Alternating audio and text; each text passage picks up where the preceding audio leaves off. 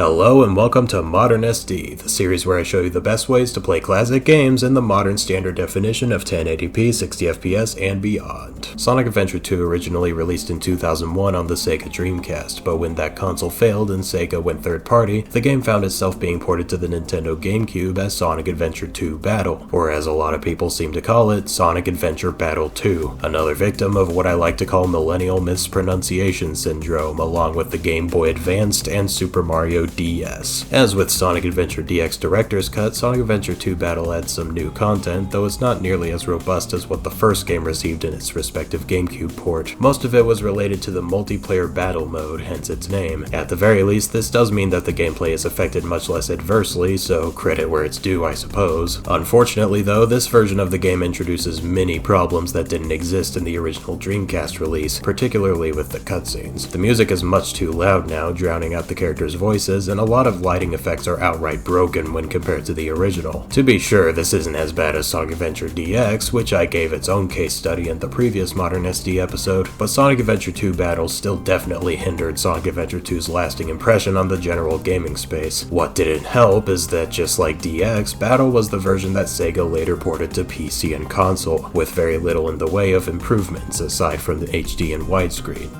But do not fear, YouTube citizen, for a hero is here that will not only fix these cutscenes, but also add optional enhancements that make the game much more suitable for a modern experience. That hero is none other than Sonic Adventure 2 Mod Loader. This program has a bit more of a hands-on setup when compared to SADX Mod Installer, but it's still not too bad, thankfully. There's a more detailed guide on the Game Banana page, but to briefly sum it up, you download the zip, extract it to where you have the game installed, and run it. The loader does require some redistributables, but assuming you already have the game up and running on your PC, you won't need to worry about manually installing these. By itself, SA2 Mod Loader doesn't do a whole lot, but there are loads of mods on Game Banana that support one-click install, a handy feature that removes the need to manually extract mods to a folder. Of course, to save you the trouble of scouring the internet for suitable mods, I've linked the two that I use in the description, those being the Cutscene Revamp mod and the HDGUI mod. Cutscene Revamp restores a majority of the cutscenes to their former Dreamcast glory by lowering the music volume, restoring several broken lighting effects, and making a few new changes of its own, while HDGUI upscales most elements of the HUD to make them more suitable for an HD resolution. With these mods, your installation of Sonic Adventure 2 on PC will be transformed into an experience that honors the legacy of this classic, while adding some much needed modern updates.